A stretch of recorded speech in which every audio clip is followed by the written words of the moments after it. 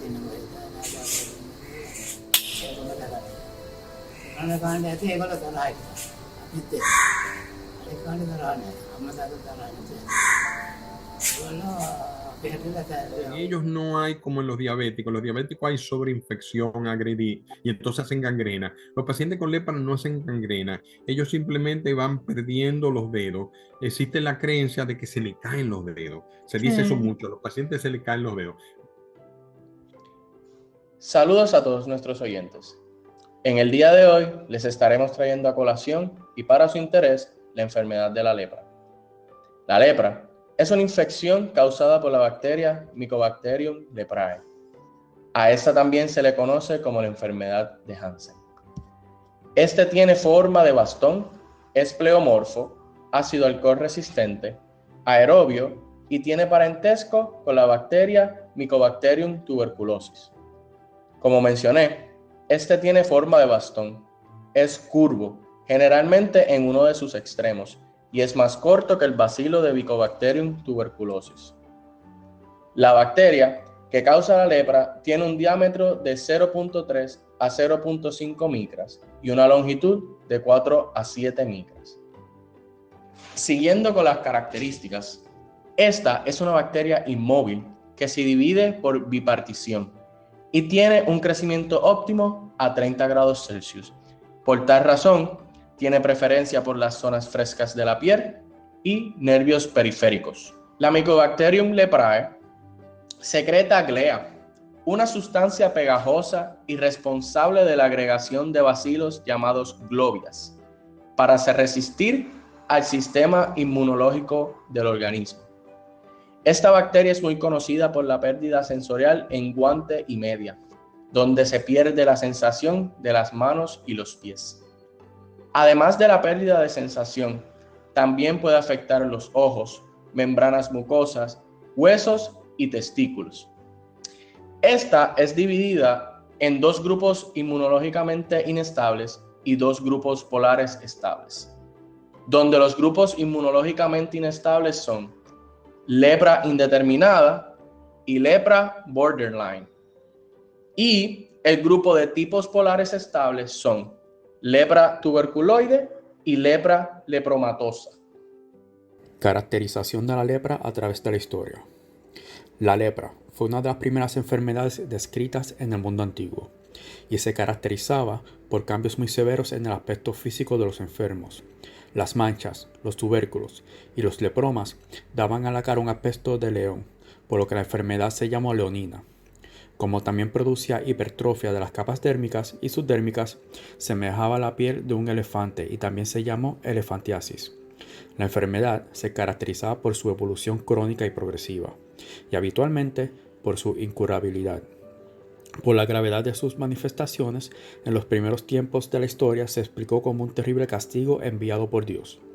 Las medidas preventivas adoptadas por el pueblo judío con los enfermos, su aislamiento y su retiro de la sociedad permitían suponer que la consideraban contagiosa y posiblemente el aislamiento de los leprosos fue una de las primeras medidas de salud pública que persistieron hasta mediados del siglo XX. Situación actual de la lepra. En la actualidad, la Organización Mundial de la Salud ha establecido una estrategia denominada hacia la lepra cero, que propone 0 infecciones y enfermedades, 0 discapacidades, 0 estigma y la eliminación de la lepra como objetivo para el año 2030. Para ello, se ha definido una serie de indicadores epidemiológicos como la prevalencia de la incidencia, la forma clínica, los casos infantiles y los casos con discapacidad de grado 2. La lepra sigue siendo un problema de salud pública en algunos países de América Latina, especialmente en Brasil, que representa el 93.7% de los casos reportados en la región entre 2011 y 2020. Según la Organización Mundial de la Salud, en 2020 se registraron 200.002 nuevos casos de lepra en el mundo, de los cuales 28.800 correspondieron a América. En la República Dominicana, la lepra está casi extinguida. En el año 2022, la tasa de detección de nuevos casos fue de 0.93 por cada 100.000 habitantes y la prevalencia fue de 0.26 por cada 10.000 habitantes, lo que la coloca al país muy por debajo de lo requerido por la Organización Mundial de la Salud. Continuando con más informaciones, llegamos a la parte de los estigmas sociales que desde años han sido objeto de crítica y teorías respecto a la lepra, que en el día de hoy voy a estar comentándoles. El primer estigma es que la lepra es altamente contagiosa y se puede transmitir fácilmente de persona a persona. La verdad es que la lepra es una enfermedad de baja contagiosidad y se transmite principalmente a través de un contacto prolongado y cercano con una persona infectada que no es tratada debidamente. La mayoría de las personas son naturalmente inmunes a la lepra. El segundo estigma que se ha comentado mucho es que las personas con lepra son socialmente peligrosas y deben ser excluidas de la sociedad. La verdad es que las personas con lepra pueden llevar una vida plena y normal si llegan a recibir un tratamiento adecuado y óptimo. Debido a que la exclusión social y la discriminación solo perpetúan el estigma y dificultan la búsqueda de atención médica. El siguiente estigma que se comentaba, es que la lepra es una enfermedad que fue castigo de Dios y las personas afectadas son pecadoras. Este estigma tiene su origen desde muchos años atrás, principalmente desde aquellas culturas que tenían la creencia de que toda enfermedad era causada por un castigo de Dios. No tenían el pensamiento ni tenían tampoco la idea de que podía haber una causa científica detrás de eso. Desmintiendo ese estigma es que la lepra es una enfermedad causada por una bacteria y no tiene ninguna relación con el castigo divino. Estas creencias son estigmatizantes y no están respaldadas por alguna evidencia científica que pueda confirmar esa teoría. El siguiente estigma es que las personas con lepra son incapaces de trabajar y contribuir con la sociedad. Muchas personas con lepra pueden llevar una vida muy productiva y pueden contribuir a la sociedad con el tratamiento adecuado, ya que con ese tratamiento óptimo que recibe esa persona se puede llegar a controlar la enfermedad y minimizar sus efectos para que puedan trabajar.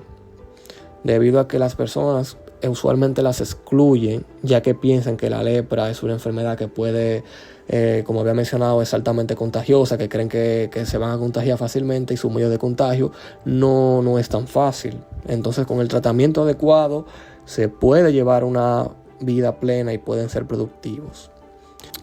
Otro estigma es que las personas con lepra deben estar aisladas y separadas de sus familias. La verdad es con este estigma que no necesariamente se debe aislar a las personas con lepra, ya que, como había mencionado, con el tratamiento adecuado la enfermedad deja de ser contagiosa y las personas pueden vivir en una comunidad con sus familias y seres queridos. Como cualquier otra enfermedad, si no se controla ni se trata como es debida, claro que está el riesgo de contagio, claro que está en el riesgo de que deba aislarse esa persona y cualquier área en la que frecuente, pero con el tratamiento correcto puede ser evitado el aislamiento de esta persona. El siguiente estigma es que la lepra solo afecta a personas de bajos recursos y áreas rurales. La verdad con este estigma es que la lepra puede afectar a personas de cualquier nivel socioeconómico y en cualquier ubicación geográfica, ya que esta enfermedad no está limitada a áreas rurales o personas de bajos recursos. Quizá pueda aumentar la frecuencia, pero no necesariamente que solamente esas personas deban ser las que de mayor contagio. El siguiente estigma es que las personas con lepra son marginadas y no merecen compasión ni apoyo. Eso es errado, ya que todas las personas merecen compasión, respeto y también un apoyo independientemente de su condición de salud. La marginación y la discriminación solo perpetúan el sufrimiento y dificultan el acceso a la atención médica y el apoyo social. Y finalmente, el último estigma es que la lepra es una enfermedad que solo afecta a personas del pasado y ya no es tan relevante en la actualidad. La verdad es que aunque la incidencia de la lepra ha disminuido en muchos países y hoy en día no es una enfermedad muy frecuente, sigue siendo una enfermedad que está presente en varias regiones del mundo. También es importante mantener la concientización y la educación sobre la lepra para garantizar su detección temprana y el acceso al tratamiento adecuado. Desde el año 2000 a.C. se reportan casos de lepra. A principios del siglo XX hubo un brote de lepra y todos aquellos afectados eran removidos de sus hogares e instituidos en aislamiento en la leprosería de Hawái. En los 1915, esta se trataba con aceite de chalmugra y para los 1940, Alice Ball desarrolló el único tratamiento efectivo contra la lepra hasta la aparición de los antibióticos en 1940. Desarrolló un extracto de aceite de chalmugra, logrando hacerlo inyectable y efectivo. Así nació el método Ball. La dapsona se encontró en 1940 por Therese Treful. El tratamiento era difícil porque duraba años y podía prolongarse hasta la muerte. Para 1960 ya se observaban casos de resistencia contra la dapsona. Por suerte, para comienzos de esta misma década, se descubrieron la rifampicina y clofazimina. Desde 1981, la Organización Mundial de la Salud establece estos 3 medicamentos como el tratamiento para la lepra administrados por Multidrug Therapy. La MDT cura la enfermedad y previene las disabilidades y detiene la transmisión a otras personas. El tiempo del tratamiento varía entre 6 meses hasta 2 meses. Desde el año 2000, la Organización Mundial de la Salud ofrece tratamiento libre de costo, inicialmente fundado por The Nippon Foundation y actualmente por Novartis, acompañado de un mensaje que, borrando los estigmas que se tiene sobre el lepra, podemos motivar a más personas a buscar tratamiento y en unos años erradicar el lepra. Saludos cordiales, mi nombre es Ezequiel Soriano y les estaré hablando sobre los datos científicos actuales y relevantes de la lepra. La lepra es una enfermedad que antes evocaba una imagen sombría e inspiraba terror, como han mencionado mis compañeros, por ejemplo. Y a la vez, otro ejemplo que podemos observar es el de la Biblia. Las personas con lepra eran aisladas de la sociedad, por lo tanto eran consideradas inmundas. Ahora se puede curar gracias al esquema politerapéutico, claro está, a base de los fármacos rifampicina, clofazimina y a la vez el dapsona, que se usan en conjunto y se han ido utilizando desde lo que es el año 1981. Debido a su gran efectividad, en lo que es el año 1991, la Asamblea Mundial de la Salud, alentada por la eficiencia de este régimen, fijó lo que es la meta de eliminar la enfermedad como problema de salud pública mundial y nacional para el año 2000. Esta meta, que equivale a reducir la prevalencia a menos de un caso por 10.000 habitantes, no debe de confundirse con lo que es erradicar la enfermedad, que esto ya implicaría lo que es interrumpir por completo su transmisión. La eliminación de la lepra es una meta asequible, claro está, pero que va a depender de lo que es el uso enérgico y su gran escala del régimen poliquímico terapéutico. Por lo que se puede decir que los nuevos datos científicos es que estos fármacos se deben de utilizar en conjunto. A la vez, datos actuales revelan que estos son totalmente gratuitos debido a que la Asamblea Mundial de la Salud los da gratuitos para que esta enfermedad pueda reducirse en gran cantidad. Y ustedes dirán, si el tratamiento es gratuito y si hay muchas oportunidades para obtenerlo, ¿por qué todavía sigue la enfermedad afectando hoy en día, aunque es tan antigua y tan reconocida y las personas tienen la oportunidad? Bueno, las personas siguen teniendo esta prevalencia de enfermedad debido a que hay ciertos grupos que poseen pequeña inestabilidad, como por ejemplo los grupos pobres, las personas aisladas o personas con baja higiene pueden sufrir de este tipo de enfermedad. Las personas que no están concientizadas de lo que es la enfermedad y las personas que presentan un estigma ante lo que es esta patología. Por ejemplo, una persona que tenga un estigma no va a querer dar a expresar que tiene este tipo de enfermedad y por lo tanto no va a poder obtener su tratamiento. A la vez existen las personas que no pueden acceder al tratamiento debido a que existen ciertas dificultades que no le permiten acceder a él. Por lo tanto, se puede decir que aunque los esfuerzos de la Asamblea Mundial de la Salud han sido grandes, aún se puede ver esta enfermedad debido a esos tres factores que mencioné anteriormente, siendo estos los datos científicos actuales sobre lo que es la enfermedad y las informaciones relevantes sobre lo que es la lepra. Muchas gracias.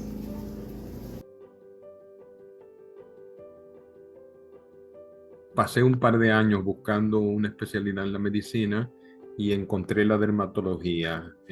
Cuando me gradué de dermatólogo, el doctor Bogare y el doctor Castellazzi, dos maestros de la lepra, me entrenaron para trabajar en lepra en la provincia de San Cristóbal, con los pacientes que habían en San Cristóbal. Estamos hablando de 1995, 96 por ahí. Entonces yo trabajé 3 años en el dermatológico, no, 6 años, 3 años como en lepra y los otros 3 años lepra y director del dermatológico de San Cristóbal, que no es el mismo de hoy. Luego regresé a Santo Domingo, o sea, al dermatológico de aquí de la capital, cuando el doctor Bogar enfermó y poco después murió. Entonces estuve trabajando, el doctor Isa fue el encargado del programa de lepra en esa época. Él me mandó a España a hacer un curso en leprología para que tuviese algún tipo de diploma.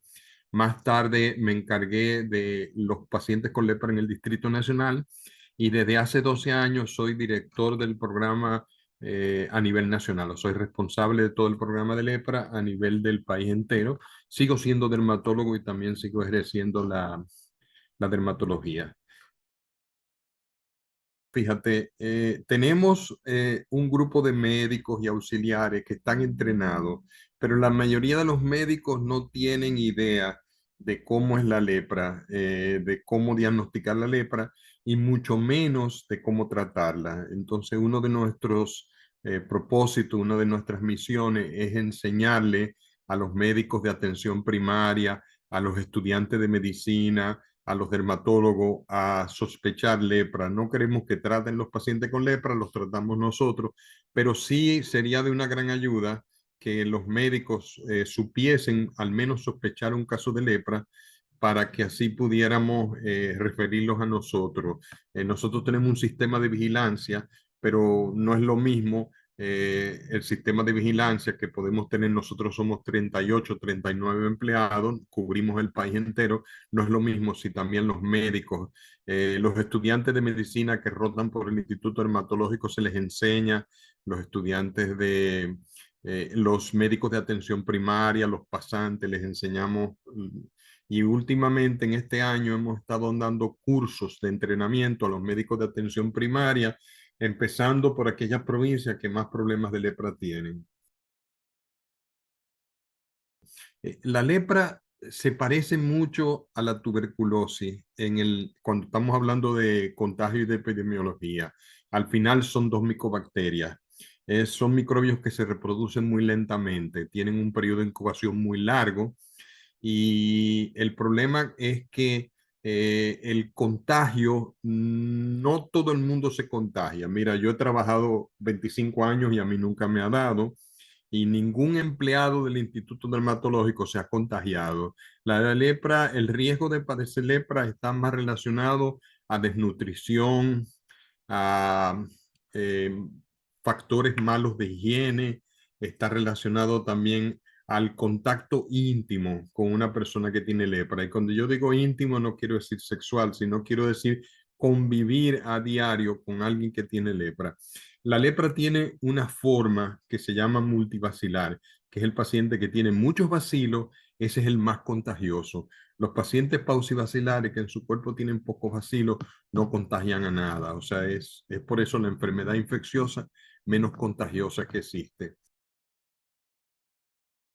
Lepra tiene una tendencia a empezar con una mancha en tu cuerpo que aparece lentamente y sobre la que no se siente nada. O sea, te tocas y no lo sientes. Nosotros usamos un tubo de ensayo con agua fría y el otro con agua tibia.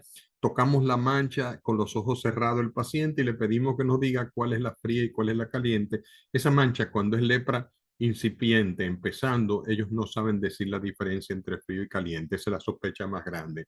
Si confirmamos por clínica ¿verdad? Que nos parece lepra, le hacemos una biopsia y le hacemos una bacteriología. La bacteriología se pincha la piel y se saca suero y se mira al microscopio. Y la biopsia, pues, un punch, ¿verdad? Un pedacito de tejido se manda. Nos confirma el diagnóstico y nos clasifica el paciente. Y nos ayuda, cuando el paciente está tomando su tratamiento, que son 3 antibióticos, el repetir esa bacteriología nos va a decir si el paciente está mejorando y cuando el paciente está curado, no solo porque sus lesiones desaparezcan, sino porque los bacilos en la bacteriología desaparezcan también. Ok, dependiendo de la forma de la lepra que va a tener el paciente, esa mancha que yo te estoy diciendo que es la primera lesión puede evolucionar, puede quedarse esa sola, puede volverse una placa eritematosa y ser esa sola, y los bacilos estar acorralados dentro de la lesión y esa es la paucibacilar, o puede llenarse de lesiones, hacer nódulos, hacer muchas otras lesiones, hacer afectaciones de órganos internos y esa es la lepra multibacilar. Multibacilar quiere decir muchos bacilos. Pero al inicio el paciente va a tener pocas lesiones con pérdida de la sensibilidad. El paciente con muchas lesiones en el cuerpo, ya no buscamos la anestesia, la pérdida de la sensibilidad no la buscamos en manchas, sino la buscamos en los troncos nerviosos grandes. O sea, el paciente pierde la sensibilidad de sus manos, de sus pies, de su córnea. Y ya entonces en esos pacientes con muchas lesiones buscamos el examen neurológico, lo hacemos de otra forma.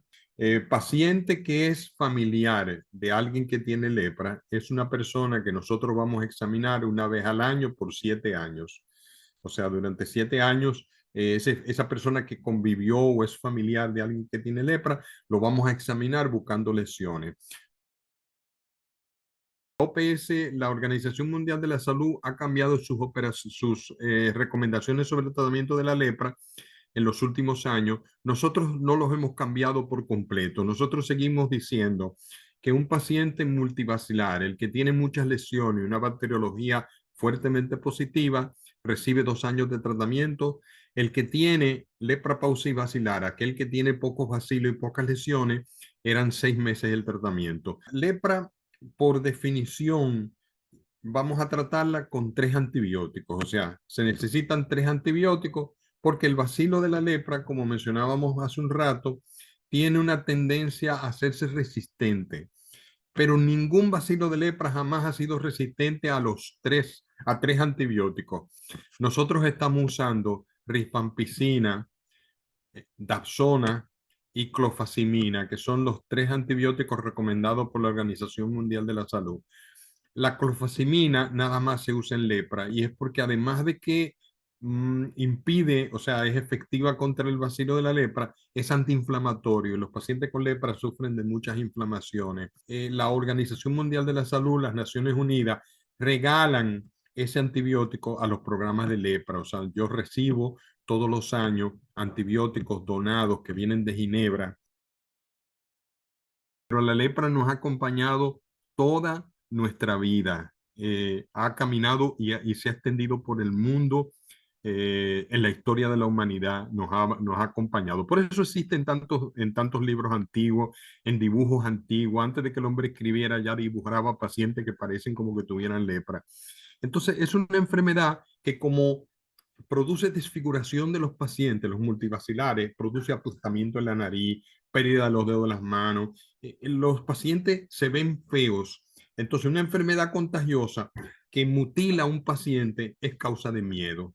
Cuando un paciente, un familiar, una persona yo la diagnostico con lepra, sus familiares, si se me salen corriendo y se me alejan de él, se alejan de mí. Y si ya tienen lepra, el diagnóstico se va a retrasar más. Yo les doy tratamiento a su familiar, él deja de ser contagioso y yo puedo seguir observando al enfermo y a sus familiares. Y si uno de los motivos por los cuales en República Dominicana celebramos septiembre como el mes de la lepra es tratando de difundir ese tipo de ideas, ese tipo de verdades para que las personas entiendan que tenemos lepra primero. En el mundo entero sigue habiendo lepra, menos que antes.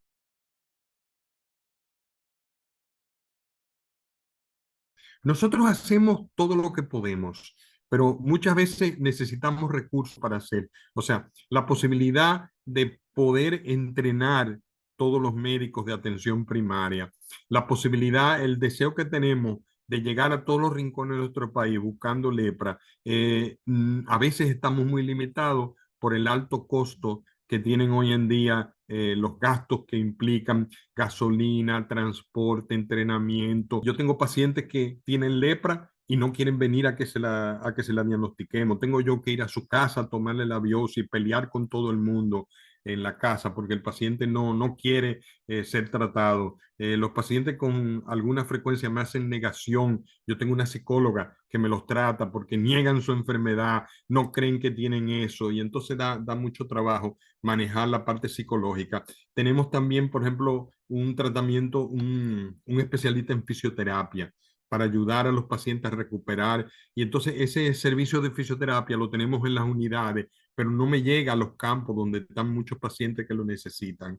Entonces, definitivamente una mejoría desde el punto de vista económica nos serviría muchísimo para ampliar y mejorar los servicios que ofrecemos. En algunos lugares de la India están probando 2 vacunas para la lepra. Vamos a ver si funcionan. Se está hablando del BCG, la vacuna de la tuberculosis que nos daban, a mí me la dieron, yo no sé si ya la están dando todavía, pero los niños de mi época nos daban BCG que nos protegía de la tuberculosis. Se ha demostrado que el que ha recibido el BCG cuando niño no le da lepra. Por otro lado, como todas las enfermedades infecciosas, alimentarse bien, educarse, o sea, el problema de la falta de educación, el hacinamiento, el convivir mucha gente junta en una casita pequeña de mala higiene, está muy relacionado, es un factor de riesgo para tener lepra. Mejorar el sistema de vida. Noruega, cuando Hansen hace más de 100 años aisló el bacilo de la lepra de un paciente con lepra y demostró que ese era el microbio que la producía, en el hospital donde Hansen vivía, en Bergen County, había 5.000 casos de lepra. No en Noruega entera, sino solamente en un condado había 5.000. ¿Tú sabes cuántos casos de lepra hay en Noruega ahora? Ni uno. Y en Noruega no hay vacuna. ¿Qué ha hecho que Noruega no tenga lepra? Eso se llama mejorar la calidad de vida, mejorar la higiene, mejorar la salud de sus habitantes.